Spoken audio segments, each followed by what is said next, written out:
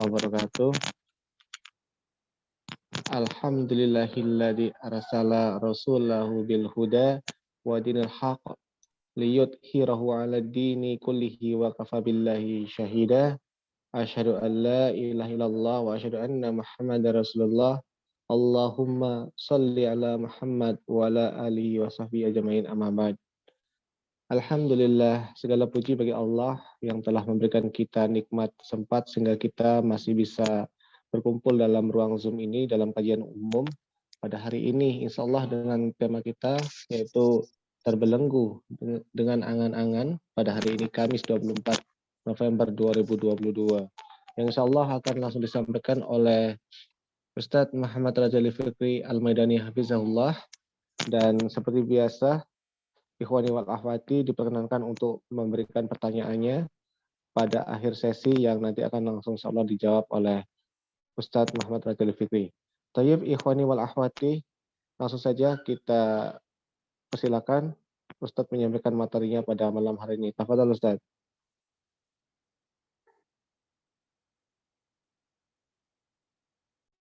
Alhamdulillahilladzi khalaqal mauta wal hayata liyabluwakum ayyukum ahsanu amala wa huwal azizul ghafur. Asyhadu an la ilaha illallah wahdahu la syarikalah wa asyhadu anna Muhammadan abduhu wa rasuluh sallallahu alaihi wa ala alihi wa sahbihi ajma'in wa man tabi'ahum bi ihsanin ila yaumiddin, amma ba'. Ikhwani wa akhwati fillah rahimakumullah. Assalamualaikum warahmatullahi wabarakatuh. Kembali kita bersyukur kepada Allah Subhanahu wa taala. Di malam hari ini Allah masih memberikan kepada kita kesehatan dan taufiknya sehingga kita bersama dalam majelis ini, tentunya dengan niat yang mulia, yakni mendapatkan faedah ilmu sekaligus dicatat untuk kita sebagai amal soleh yang memberatkan timbangan amal kita pada hari yang tidak berlaku lagi segala apa yang kita miliki. Salat dan salam semoga selalu tercurah kepada Nabi kita yang agung Rasulullah Sallallahu Alaihi Wasallam, pada keluarga dan para sahabatnya tanpa terkecuali. Malam hari ini kita akan membahas tema tentang terbelenggu dengan angan-angan. Angan-angan dalam bahasa Arab itu adalah amal, ya.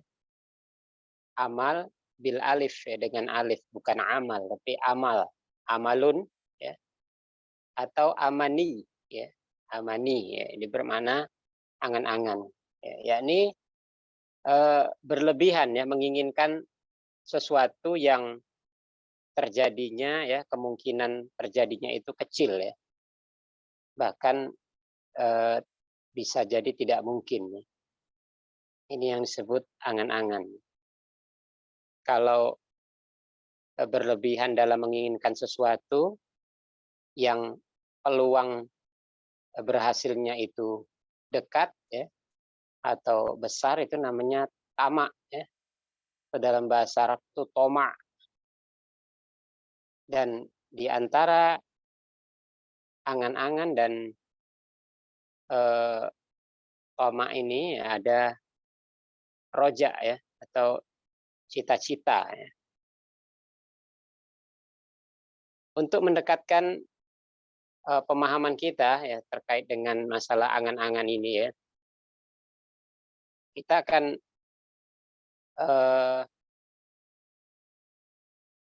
membuat komparasi, ya, tentang hal yang menguatkan kita, ya, pada pemahaman terkait dengan angan-angan, ya. Jadi seperti yang kita tahu tadi bahwa angan-angan itu adalah hakikatnya, ya, menginginkan sesuatu yang kecil sekali kemungkinannya terjadi, ya, atau bahkan tidak akan terjadi sama sekali, ya. Sebagaimana orang-orang Yahudi dan orang-orang Nasrani, ya, mereka banyak sekali memiliki angan-angan, ya. Yang angan-angan mereka itu eh, dicela oleh Allah Subhanahu wa taala. Seperti ketika orang-orang Yahudi, sekelompok orang-orang Yahudi, ya mereka membangga-banggakan diri mereka di hadapan para sahabat, ya, dengan mengatakan bahwa nabi kami adalah nabi yang lebih dahulu lahir, ya, daripada nabi kalian, dan kitab suci kami lebih dahulu diturunkan daripada kitab suci kalian, katanya. Begitu juga orang-orang Nasrani mengatakan. Bahkan orang-orang Yahudi Nasrani itu, ya, berani mengklaim bahwa kalau bukan orang beragama dengan agama mereka, maka tidak mungkin bisa masuk surga. Ini Allah ceritakan dalam surah Al-Baqarah ayat 111, ya. Kata orang Yahudi Nasrani, wa qalu la yadkhulal jannata illa man kana hudan au nasoro. Orang Yahudi bilang, sekali-kali tidak akan pernah orang bisa masuk surga kecuali dia beragama Yahudi, ya. Demikian juga orang-orang Nasrani mengatakan hal yang sama, ya. Tapi Allah membantah ucapan mereka, ya. Dzalika tilka amaniyuhum, ya. Itulah angan-angan mereka, ya. Qul hatu burhanakum in kuntum shadiqin.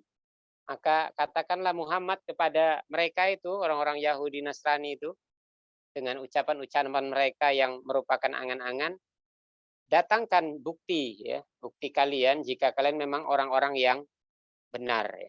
Ini adalah di antara angan-angan orang-orang kafir, ya, dari Yahudi dan Nasrani, ya.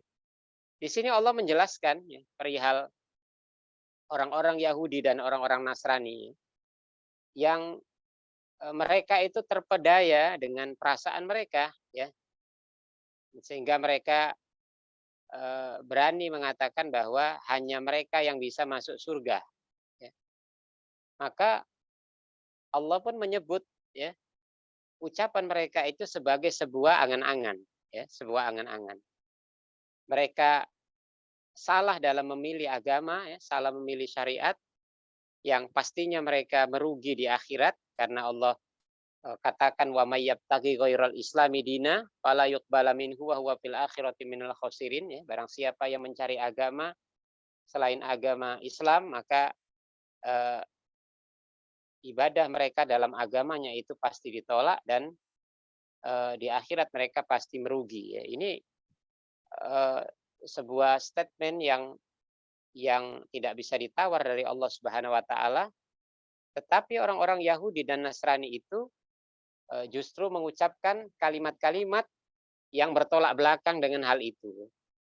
Bayangkan ahli neraka, dengan keyakinan mereka, mereka mengklaim bahwa diri mereka adalah ahli surga. Inilah yang disebut dengan angan-angan kosong, ya. Bahkan pada ayat yang lain, ya, orang-orang Yahudi itu mereka mengatakan nahnu auliyaullah. Nahnu auliya, nahnu abnaullah wa ahabba'u. Kami adalah anak-anak Allah, kata orang-orang Yahudi. Dan kami adalah kekasih-kekasihnya. Bayangkan nih ucapan dengan penuh kesombongan dan keyakinan dari mereka, ya, bahwa mereka menganggap adalah umat yang terbaik yang pasti masuk surga karena mereka adalah anak-anak Allah dan kekasih-kekasih Allah. Maka ikhwani wa akhwati fillah, ya rahimakumullah, Allah mendustakan anggapan mereka itu, ya. Allah mendustakan anggapan mereka itu. Bahkan Allah mengabarkan tentang kebalikannya, bahwa mereka adalah penduduk neraka, ya. Allah tegaskan innalladzina kafaru min ahlil kitabi wal musyrikin fi nari jahannam khalidina fiha. Ya, ulaika hum syarrul bariyah. Ya, sungguhnya orang-orang kafir baik dari kalangan orang Yahudi, Nasrani maupun orang-orang musyrik, ya, mereka adalah penghuni neraka, ya, penghuni neraka dan seburuk-buruknya makhluk. Ya. Oleh karenanya Rasulullah Shallallahu Alaihi Wasallam yang karena wahyu, ya, beliau terima dari Allah Subhanahu Wa Taala pun, ya, ikut memastikan, ya, bahwa orang-orang Yahudi dan Nasrani tidaklah seperti angan-angan yang mereka sebutkan, ya. Bahwa mereka itu adalah penduduk neraka, bukan penduduk surga. Ya. Kata Nabi SAW dalam satu riwayat yang dikeluarkan oleh Imam Muslim, ya, beliau bersabda, "Walladzi nafsi Muhammadin biyadih." Ya. Demi zat yang jiwanya Muhammad ini ada di tangannya. La yasma'u bi min hadhil ummah Yahudiyan au Nasroniyan. Summa yamutu walam yu'minu billadzi ursiltu bihi illa kana min ashabin nar. Kata Rasulullah SAW, demi zat yang jiwa Muhammad ini ada di genggamannya, tidaklah seorang dari umat ini yang dia mendengar tentang diriku, ya, apakah dia umat yang berasal dari Yahudi atau dari Nasrani, kemudian mereka mati, dan matinya mereka itu dalam keadaan tidak mengimani apa yang aku diutus dengannya. Maksudnya keimanan dengan syariat yang dibawa oleh Rasulullah Shallallahu Alaihi Wasallam. Ya. Kecuali pasti mereka adalah menjadi penduduk neraka. Ya. Hadis ini dalam yang dikeluarkan oleh Imam Muslim juga merupakan bantahan dari syubhat yang disebutkan oleh seorang atau beberapa orang dai yang menyebutkan bahwa kalau pengikut Isa, ya, pengikut Isa itu menyembah Isa dalam keadaan mereka melihat ada sifat atau zat Allah pada dirinya, maka itu aman, ya, tidak mengapa. Ini adalah sebuah syubhat yang besar, ya, syubhat dalam akidah, ya, yang merusak akidah kaum muslimin. Ya. Padahal orang-orang Nasrani, seandainya pun mereka menyembah Isa dengan meyakini bahwa ada sifat atau ada Allah di dalam diri Isa sekalipun, pastilah mereka mendustakan banyak dari syariat-syariat yang dibawa oleh Rasulullah Shallallahu Alaihi Wasallam. Sedangkan seorang yang tidak mengimani satu saja poin syariat yang dibawa oleh Nabi Shallallahu Alaihi Wasallam, maka dia sudah kafir. Ya. Maka dia dikatakan kafir. Ya. Apalagi kalau dia tidak mengimani begitu banyak di antara syariat-syariat yang Allah berikan kepada Rasulullah Shallallahu Alaihi Wasallam. Jadi ini adalah bantahan telak yang tidak bisa diingkari. Ya. Adapun penyebutan Yahudi dan Nasrani, ya, adalah sebuah peringatan, ya, terhadap selain kedua kelompok dari agama ini. Ya. Bahwa kita tahu Yahudi dan Nasrani adalah agama yang mereka memiliki kitab samawi. Ya. Kitab samawi artinya kitab yang berasal dari langit. Kalau kitab yang berasal dari langit itu berarti kitab itu adalah berasal dari Allah, ya. Jadi murni kitab suci yang berasal dari Allah. Ini juga menjadi sebuah dalil tambahan, mungkin di antara 2000 dalil yang disebutkan oleh Ibnu Qayyim yang memastikan bahwa Allah itu berada di langit, berada di atas arash. Ya. Oleh karenanya semua orang menyebut bahwa kitab sucinya orang Yahudi dan Nasrani adalah kitab suci samawi, atau agama mereka asalnya adalah agama samawi. Samawi kan maksudnya langit. Kenapa disebut agama samawi? Karena agama itu berasal dari Allah Subhanahu wa taala. Berarti konsekuensinya dari ucapan ini bahwa ya memang Allah di atas langit. Makanya disebut dengan agama samawi. Nah, kalau agama samawi seperti Yahudi dan Nasrani saja itu diancam ya masuk ke dalam neraka jika mereka tidak mengimani syariat Nabi Shallallahu Alaihi Wasallam, maka agama selain agama Yahudi Nasrani yang bukan agama samawi, ya pastilah lebih layak untuk menjadi penghuni neraka, ya. Lebih layak untuk menjadi penghuni neraka. Ya. Oleh karenanya semua harapan dan sesumbar orang Yahudi dan Nasrani itu, ya, kita katakan bahwa itu hanyalah sebuah angan-angan kosong, ya, angan-angan kosong. Ya. Maka angan-angan orang-orang kafir itu, ya, sampai mereka bawa ke negeri akhirat, ya, di mana mereka berangan-angan ketika sampai di negeri akhirat bahwa seandainya dulu mereka di dunia memeluk agama Islam. Ya. Kata Allah, rubama yawaddul ladzina kafaru laukanu muslimin. Ya. Bahwa orang-orang kafir itu nanti di akhirat mereka berangan-angan lagi. Seandainya dulu waktu mereka hidup di dunia, ya, mereka memeluk agama Islam. Ya. Zarhum ya'kulu wa yatamatta'u wa yulhihimul amalu fasaufa ya'lamun. Ya. Maka orang-orang kafir yang hidup di dunia itu biar saja mereka makan kenyang-kenyang, biar saja mereka bersenang-senang, dan biarkan mereka tenggelam dalam angan-angan kosong mereka, karena kelak setelah mati, ya, mereka akan tahu apa yang telah mereka lakukan. Ikhwani wa akhwati fillah rahimakumullah. Maka kita katakan terkait dengan tema kita pada malam hari ini, ya, bahwa kebanyakan manusia memang terbelenggu oleh angan-angan. Kita katakan anak muda banyak terbelenggu dengan angan-angannya, ya.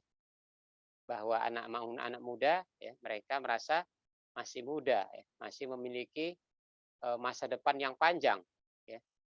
Maka jika saja dikatakan kepada seorang anak muda, ya, segeralah mengejar ketinggalanmu, ya, dalam meraih nikmat dan indahnya beramal soleh. Ya. Maka anak-anak muda akan mengatakan, waduh, nantilah dulu, usiaku masih muda. Ya. Aku harus menikmati masa mudaku ini. Ya. Kalau urusan belajar agama, ya, urusan beribadah, ya, tunggulah nanti menjelang tua. Ini kebanyakan anak muda, ya, berkata demikian. Ya. Padahal siapa yang bisa menjamin, ya, seseorang memiliki umur yang panjang? Ya. Maka berspekulasi dengan umur yang panjang itu disebut angan-angan. Karena orang berspekulasi dengan umur yang panjang, padahal kita tahu umur adalah sesuatu yang misterius. Ya. Tidak ada yang bisa memastikan kapan berakhirnya.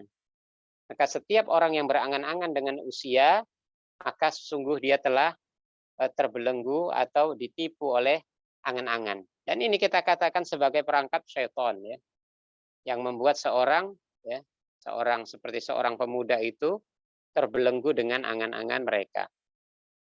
Oleh karenanya Rasulullah SAW, ya, bahkan beliau memberikan wasiat kepada Ibnu Umar yang saat itu usianya masih belasan tahun, ya, sekitar 12 atau 13 tahun.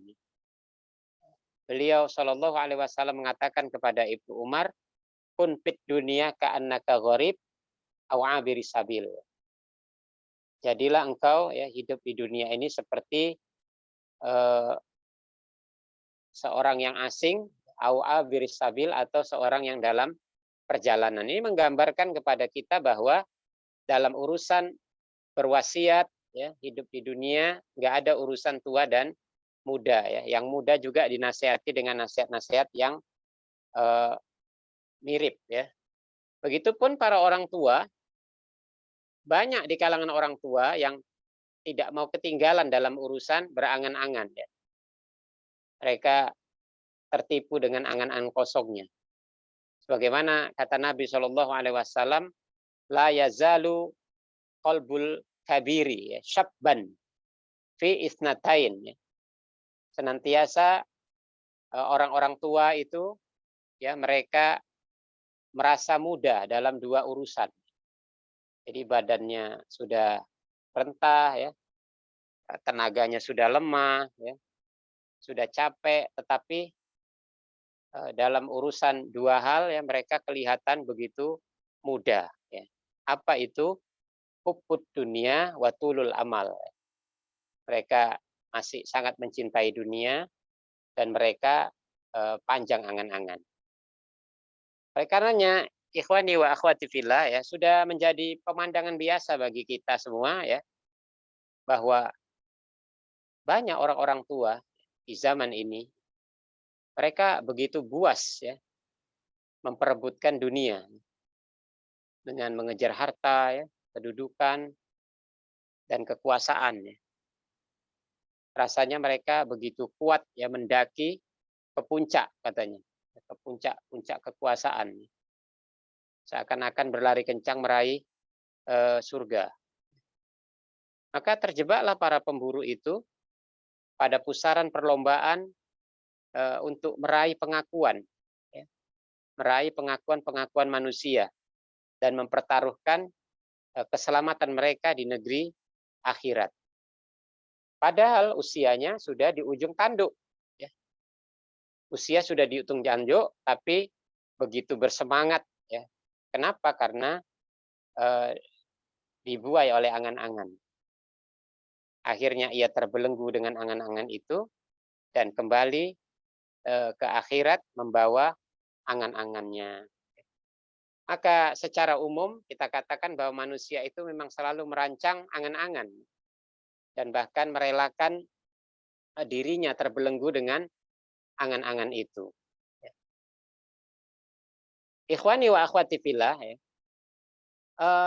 tahukah kita bahwa angan-angan penduduk dunia yang sifatnya spekulasi, ya, ada spekulasi dari situ, ya. Ini mungkin saja tercapai, tapi potensi tercapainya kecil. Itu pun sudah dicela dan menyedihkan, ya. Menyedihkan. Tahukah kita bahwa orang-orang yang telah mati pun sebenarnya mereka memiliki angan-angan, ya. Angan-angan yang merupakan lanjutan dari episode angan-angan mereka di dunia, ya. Begitu datang kematian kepada setiap orang, ya, maka ada angan-angan yang datang dari orang-orang yang telah mati. Kata Allah di dalam surah Al-Mu'minun, ya, ayat 99-100, hatta idza jaa ahadakumul maut qala rabbirji'un, ya. Demikianlah sehingga datang kematian kepada salah seorang dari mereka, ya, maka dia mengatakan qala rabbirji'un, ya Tuhan, kembalikanlah aku ke dunia. La'alli a'malu sholihan fima tarok, ya, supaya aku bisa beramal soleh dengan amal soleh yang dulu aku tinggalkan. Ya. Tetapi Allah bantah angan-angan ini. Allah katakan, kalla innaha kalimatun huwa qailuha, ya. Sekali-kali tidak mungkin kau kembali ke dunia. Itu adalah ucapan, ya, ucapan yang sekedar ucapan saja. Wa mi waraihim barzakhun ila yaumi yub'atsun. Dan di hadapan mereka orang-orang yang telah mati itu ada barzah, ya, ada dinding yang membatasi dirinya antara dunia dengan akhirat, ya. Sehingga orang yang mati tidak mungkin bisa kembali ke dunia, ya, siapapun dia. Ya. Bahkan bukan hanya di fase kematian saja, ya. Saat manusia dibangkitkan pun, ya, di akhirat, di antara penduduk akhirat itu masih ada yang berangan-angan. Ini disebutkan Allah dalam surah As-Sajdah. Di antara angan-angan orang kafir itu adalah ketika mereka mengatakan, Rabbana absorna, ya Tuhan kami, sungguhnya kami sudah melihat buktinya. Wasami'na, dan kami sudah mendengar. Farji'na na'mal solihan, maka kembalikanlah kami ke dunia, niscaya kami akan beramal soleh. Inna muqinun, ya. Sungguhnya sekarang kami ini sudah yakin. Ya. Ikhwani wa akhwati fillah rahimakumullah, ya. Inilah, ya, rentetan dari, ya, angan-angan manusia, ya, dari sejak hidup sampai matinya. Pembahasan ini tentunya bertujuan, ya, untuk memberikan pemahaman kepada kita secara mendalam bahwa secara umum kita sering terjebak dan terbelenggu dengan angan-angan. Maka melalui pembahasan ini kita berupaya, ya, untuk mengurangi angan-angan kita yang muluk-muluk terhadap dunia ini, ya. Bahwa hanya kepada Allah lah kita minta pertolongan supaya hati kita menjadi puas, ya, dengan apa-apa yang Allah rezekikan kepada kita, sehingga kita tidak tertipu dengan angan-angan yang selalu menyelimuti kehidupan kita, ya. Wallahu ta'ala a'lam. Baik, jazakallahu khairan Ustadz atas materinya pada malam hari ini. Langsung saja kita bahas pertanyaan yang sudah masuk, Ustadz. Yang pertanyaan pertama begini, Ustadz. Bagaimana jika ada kondisi orang yang mungkin dia dalam kesehariannya saja susah, Ustadz. Lalu dia mempunyai angan-angan ingin katakanlah pergi haji, Ustadz. Mungkin dengan kondisinya itu agak sulit terwujud, Ustadz. Apakah ini juga termasuk panjang angan-angan, Ustadz? Dan apa ada perbedaan antara angan-angan dan cita-cita, Ustadz? Tafadhol, Ustadz. Nah, kita tadi memang membahas angan-angan pada satu sisi, ya, berarti angan-angan yang terlarang, ya. Tetapi memang ada angan-angan yang dibolehkan di dalam syariat ini, ya. Bahkan ada angan-angan yang dianjurkan.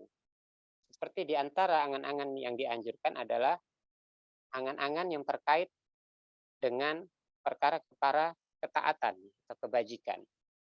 Sebagaimana Rasulullah mengatakan dalam satu riwayat, tidak boleh seorang hasad kepada orang lain, ya, kecuali pada dua perkara, yakni hasad atau irinya seseorang pada orang yang memiliki harta, ya.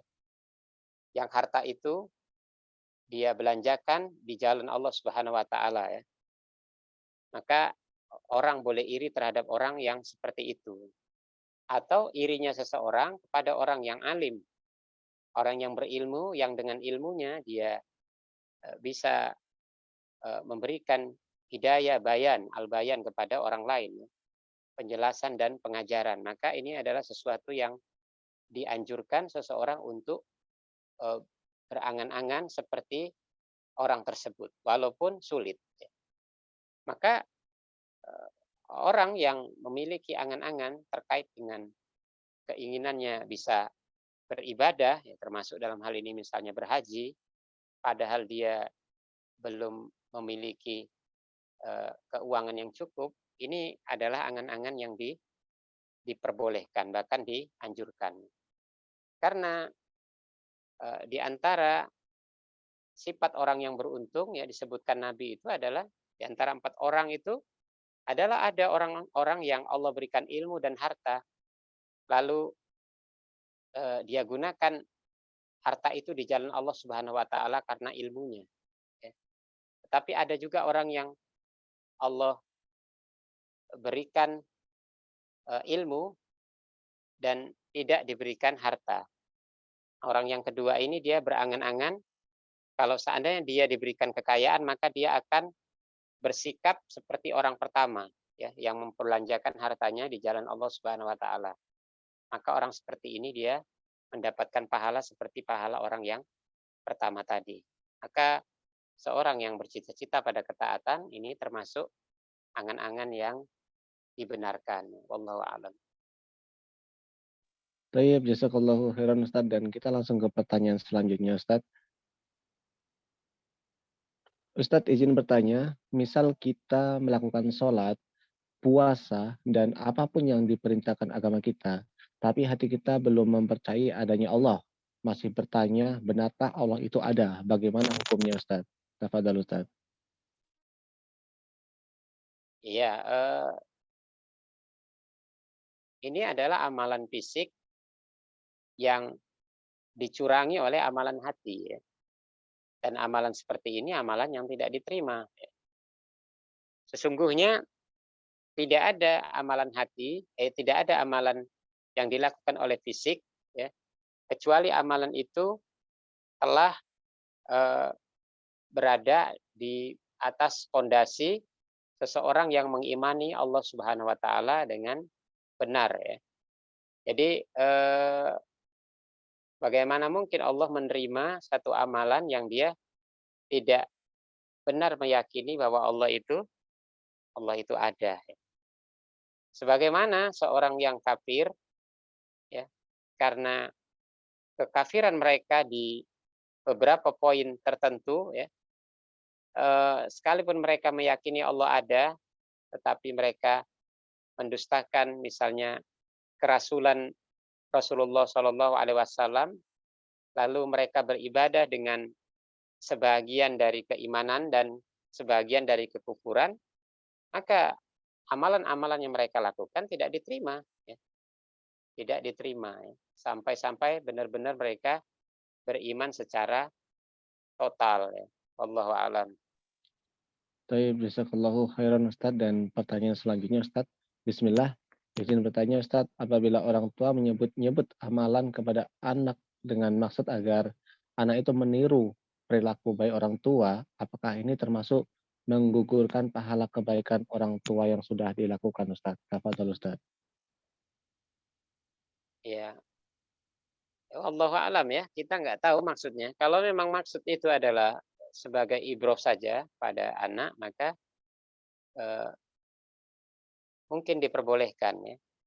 Sebagaimana seorang yang bersedekah ya, apalagi dia adalah public figure ya, maka dianjurkan untuknya ya sesekali bersedekah dengan mengatasnamakan dirinya supaya ditiru oleh orang lain, dan niat ini tentu dikelola oleh si pelaku ya. Maka apabila keluar dari niatan itu, maka Allah lah yang memberikan balasannya ya. Dibalas dengan kebaikan atau keburukan. Nah, orang tua dalam rangka mendidik anak ya tentunya boleh melakukan beberapa metode ya dalam pendidikan ya. Apalagi kalau anak yang dimaksud adalah anak yang masih beranjak anak-anak ya atau menjelang balik, di mana perilaku orang tua ya secara langsung itu bisa memberikan dampak yang kuat ya kepada anak-anak untuk meniru. Maka dalam kondisi seperti itu orang tua boleh menunjukkan atau menyebutkan perilaku-perilaku baiknya untuk maksud supaya anak bisa mencontohnya ya. Nah, semoga hal yang demikian ya bahagian dari penambahan pahala ya bagi seorang orang tua yang memiliki keinginan yang seperti itu. Nah, Tayyib Ustadz. Ke pertanyaan selanjutnya Ustadz. Ustadz, apakah sabar dan ridho itu termasuk amalan hati? Dan apa perbedaan antara sabar dan ridho itu Ustadz? Tafadhol Ustadz. iya tentu sesuatu yang dilakukan oleh hati maka dia termasuk amalan hati ya, seperti sabar dan ridho ya. Sabar adalah lawan dari ya kalau disebut sabar ya berarti seseorang ya dia eh, menerima ya secara suka ya, secara rela ya terhadap apa yang Allah tetapkan baginya. Ridho itu di atas sabar ya. Karena seorang yang ridho bukan hanya dia senang ya, tetapi dia bahkan bersyukur. Sebagaimana di antara ucapan salaf ya, ketika mereka diberikan sebuah ujian atau musibah ya, mereka ridho. Seraya mengatakan bahwa jika dengan musibah ini ya, Allah eh, mengharapkan aku bersabar, maka aku bersyukur dengan apa yang aku terima. Dan aku ridho jika musibah ini ditambah demi untuk mencapai keridhaan Allah Subhanahu wa taala.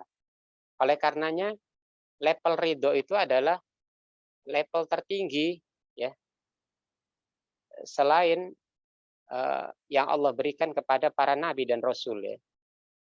Oleh karenanya para sahabat ya Allah sebut bahwa Allah ridho kepada mereka dengan kalimat radhiyallahu anhum wa radu'an. Allah ridho kepada para sahabat itu dan demikian juga para sahabat itu ridho terhadap Allah. Ya. Karena level ini adalah level tertinggi ya, lebih tinggi dari level sabar. Ya. Maka kita pun mendoakan para sahabat ketika kita menyebut nama mereka dengan kalimat radhiyallahu anhum. Ya. Kalau satu orang radhiyallahu anhu, ya, semoga Allah meridhoi mereka. Ya. Dan di bawah itu adalah level rahmat. Ya. Makanya para tabi'in dan orang-orang setelahnya kita sebut dengan rahimahullah ya. Rahimahullah ya. Semoga Allah merahmatinya. Naam, wallahu alam. Baik, jazakallahu khairan Ustaz. Dan pertanyaan selanjutnya Ustaz, apakah boleh seorang yang berniat melakukan sedekah rombongan seperti sedekah Jumat Ustaz, membagi-bagikan makanan atau membagikan wakaf Al-Quran, tapi dalam sedekah ini mereka mengambil keuntungan sedikit Ustaz dari setiap paket yang dibagikan. Apakah dengan hal ini gugur niat sedekahnya Ustaz? Tafadhol Ustaz.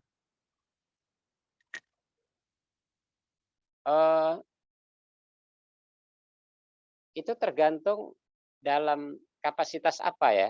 Kalau misalnya seorang kapasitasnya adalah sebagai pedagang ya, maka mengambil keuntungan dalam setiap transaksi diperbolehkan tentunya ya, diperbolehkan. Tapi kalau memang seorang itu tidak kapasitasnya bukan sebagai seorang pedagang, misalnya dia hanya belanja, ya, kemudian notanya dari dari si penjual, maka ini tidak termasuk yang diperbolehkan. Maka yang disebut tadi rombongan panitia itu, ya, jika mereka memang bahagian dari para pedagang yang bisa menyiapkan menyiapkan menu atau makanan atau barang yang hendak dibagikan atau disedekahkan, maka ini bagian dari transaksi yang diperbolehkan. Nah, Saya Ustaz, jazakallahu khairan, semoga membantu.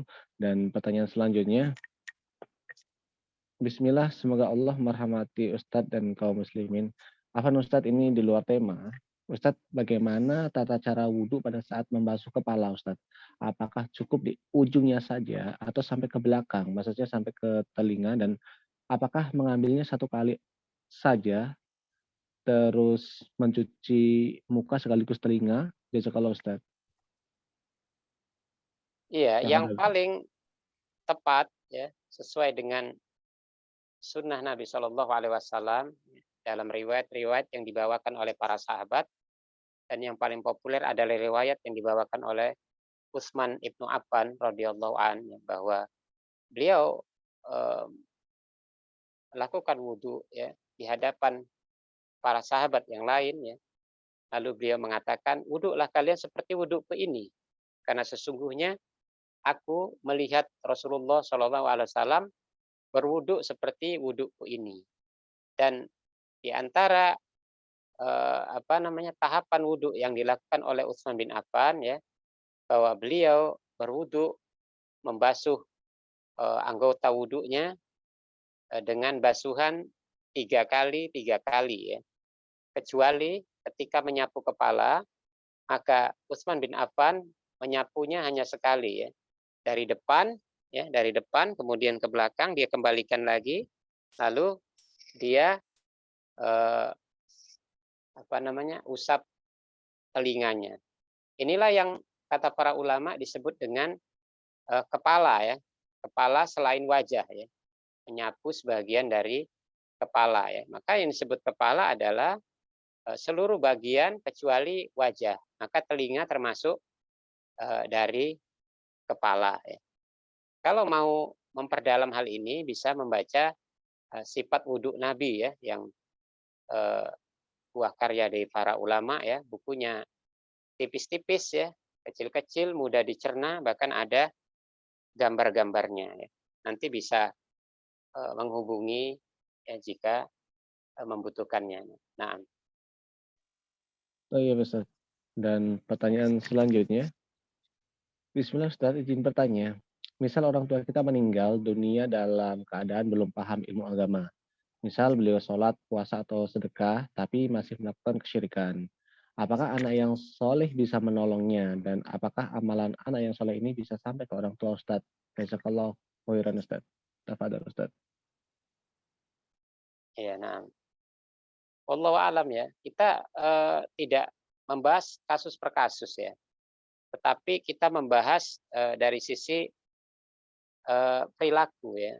Seorang muslim jika dia melakukan perilaku atau dosa-dosa kesyirikan yang nyata ya, dan tidak ada mawani padanya, tidak ada penghalang baginya ya, maka perbuatan ini masuk dalam kategori min nawaqidil Islam ya, nawaqidul Islam. Jadi termasuk bagian dari pembatal keislaman seseorang ya. Adapun yang dimaksud dengan nawani atau penghalang itu diantaranya adalah seorang yang melakukan dosa-dosa kesyirikan itu memang benar-benar tidak sampai kepadanya dakwah tauhid atau ya, dakwah tauhid. Tetapi di zaman ini amat sulit kita mencari tempat atau orang yang padanya berlaku penghalang ya. Sebagaimana kata Al-Imam Asy-Syafi'i rahimahullahu taala bahwa dalam urusan tauhid ini adalah perkara yang paling besar dan paling utama ya, yang hendak dipelajari dan diketahui oleh seorang muslim ya. Maka bagaimana kita akan mengatakan seorang benar-benar tidak tahu kalau dia melakukan dosa-dosa syirik ya, penyekutuan kepada Allah Subhanahu wa taala ya. Orang tentunya bisa memastikan ya apakah seorang melakukan kesyirikan di atas kebodohan yang nyata, sama sekali tidak pernah mendengar perkara-perkara yang terkait dengan dosa-dosa kesyirikan, atau orang yang telah melakukan dosa kesyirikan kemudian sampai kepadanya dakwah, sampai kepadanya nasihat, dan dia mengabaikan nasihat itu, maka ini adalah perkara yang memastikan bahwa orang tersebut memang sengaja melakukan dosa kesyirikan itu dengan kesadarannya. Ya. Maka jika diketahui secara pasti ya, seorang melakukan kesyirikan, ya walaupun itu adalah bahagian dari keluarga kita, ya, yang paling aman tentunya adalah tidak mendoakannya, ya, sebagaimana tersebut dalam banyak riwayat ya, dan kasus-kasus yang terjadi ya, berkaitan dengan keluarga dari para nabi, seperti bagaimana Nabi Ibrahim alaihissalam dilarang untuk mendoakan ayahnya Azar, kemudian Rasulullah Shallallahu Alaihi Wasallam juga dilarang mendoakan atau memintakan ampun untuk kedua orang tuanya, ya, maka kita juga berhati-hati dalam perkara ini. Nah,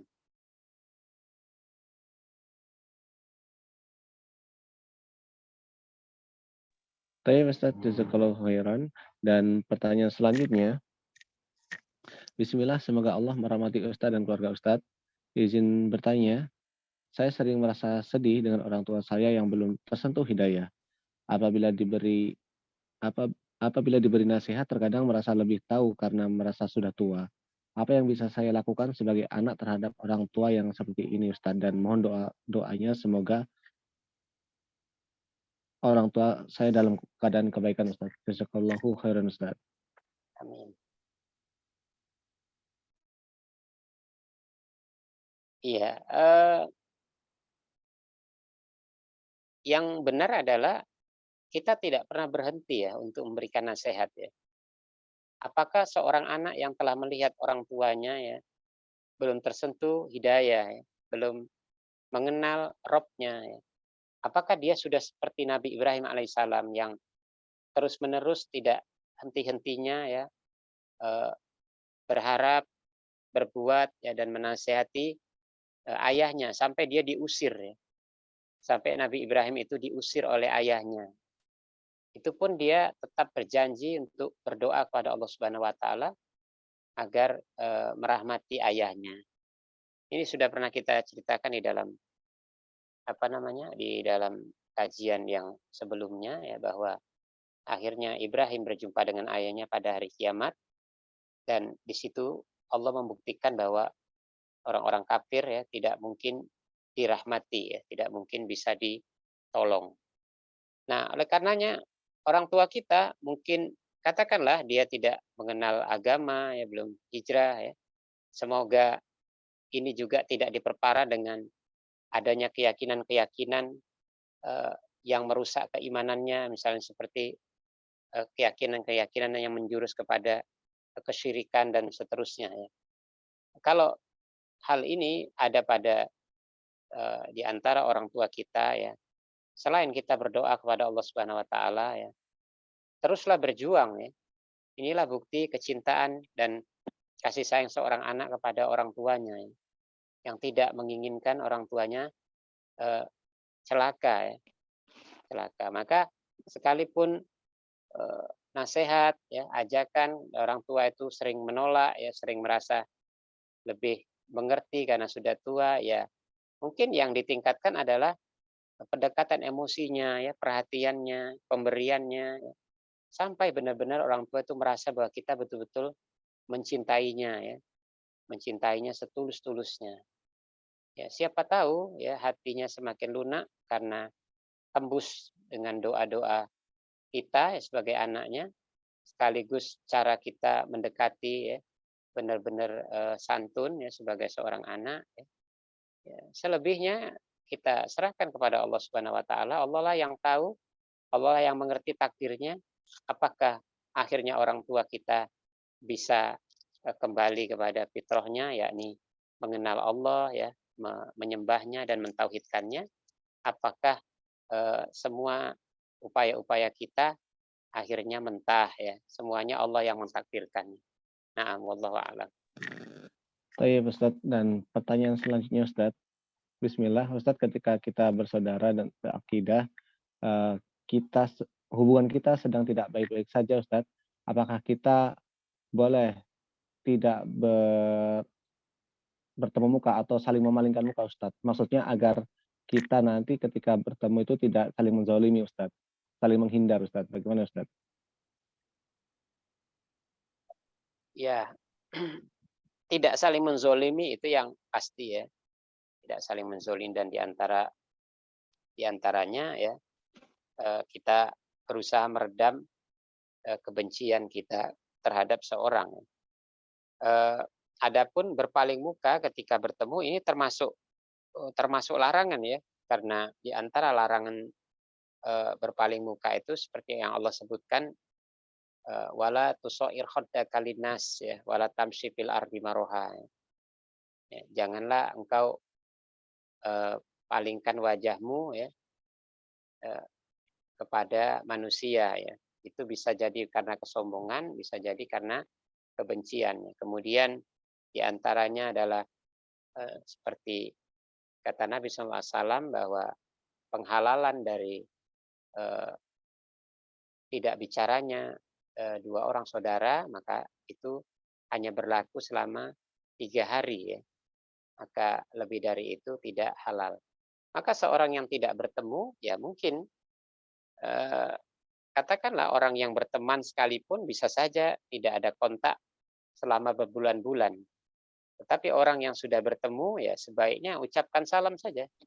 Ucapkan salam dan berusaha untuk tidak saling menzolimi ya, daripada bertemu dan berpapasan, tetapi saling berpaling dan membuang muka. Ini tentunya tidak sesuai dengan akhlak Islam. Nah, Tayyib, jazakallahu khairan Ustaz, dan insyaallah ini adalah pertanyaan terakhir Ustaz. Bismillah. Ustaz, semakin bertambahnya keimanan, semakin besar ujian, apakah kalau kita berpikir bahwa ujian hidup kita yang banyak dan terus-menerus bertambah menandakan bertambahnya pula iman kita Ustaz? Jazakallahu khairan Ustaz. Naam, ya itu benar ya, bahwa keimanan yang bertambah, maka akan bertambah pula ujian ya, dan itu bagian dari kecintaan Allah Subhanahu wa taala kepada hambanya. Tentunya kalau ini dibawa kepada rasa syukur ya. Jangan sampai ini memunculkan rasa ujub ya kepada diri sendiri bahwa nih aku banyak ujian nih menunjukkan imanku makin tebal nih. Nah, tandanya aku ini disayang Allah, itu nggak boleh. Tapi kalau sebagai rasa syukur kepada Allah Subhanahu wa taala dan menyadari hal itu supaya kita terus bersabar dan bisa berhusnuzon kepada Allah, maka ini tidak mengapa ya.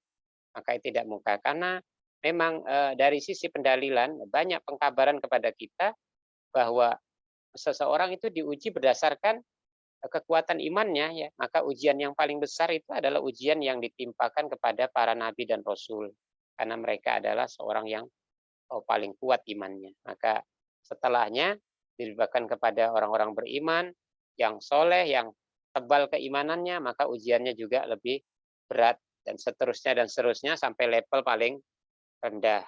Nah, Oke Ustaz, semua pertanyaan yang masuk sudah kita bahas Ustaz, dan selanjutnya seperti biasa Ustaz, mohon kesediaannya untuk memberikan motivasi dan ringkasan kajian kita malam hari ini dan sekaligus menutup kajian kita pada malam hari ini Ustaz. Tafadhol Ustaz. nah, ikhwati fillah, sebagai seorang yang beriman ya, tentu perilaku yang tepat adalah kita berobsesi ya, meraih kecintaan Allah dengan ketakwaan ya, terhindar dari siksa kubur, terhindar dari siksa neraka, dan bisa menjadi penghuni surga. Inilah cita-cita yang tertinggi bagi seorang mukmin ya. Faman zuhiha anin nar wa udkhilal jannah faqad faz ya. Maka barang siapa yang dihindarkan dari neraka kemudian dimasukkan ke dalam surga, faqad faz, maka ini adalah sebuah keberuntungan. Adapun obsesi-obsesi yang lain terkait dengan dunia ini itu hanya adalah pernik-pernik dari kehidupan yang bukan obsesi utama bagi seorang mukmin. Kalau obsesi kita ini yang ada di benak kita ya, tentang bagaimana caranya kita selamat dari neraka dan bisa masuk ke dalam surga ya, maka ini dikatakan sebagai hal yang bukan angan-angan semata ya. Selama memang kita berusaha untuk mencapainya ya, memperbaiki diri ya, berusaha meraih ketakwaan ya, kemuliaan ya, berdasarkan ukuran yang telah Allah tetapkan.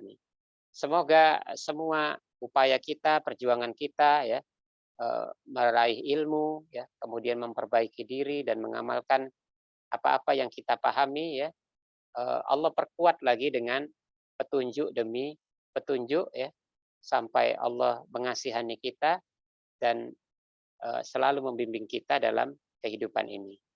Subhanakallahumma wa bihamdik asyhadu an la ilaha illa anta Astaghfiruka wa atubu ilaik. Wassalamualaikum warahmatullahi wabarakatuh. Waalaikumsalam warahmatullahi wabarakatuh. Barakallahu fikum Ustaz. Semoga Allah memberkahi apa yang telah kita lakukan malam hari ini dan ilmu yang disampaikan dapat bermanfaat bagi kita semua dan menjadi ladang pahala tentunya bagi yang menyampaikan. Amin. Akhirnya Ana sebagai moderator mohon keikhlasannya jika ada kata khilaf salah dalam penyampaian pada malam hari ini dan juga mewakili tim Ashabul Awalun Real Islamic School dan juga Syariat Community kami undur diri dan insya Allah kita bertemu lagi di lain kesempatan. Insya Allah. Assalamualaikum warahmatullahi wabarakatuh.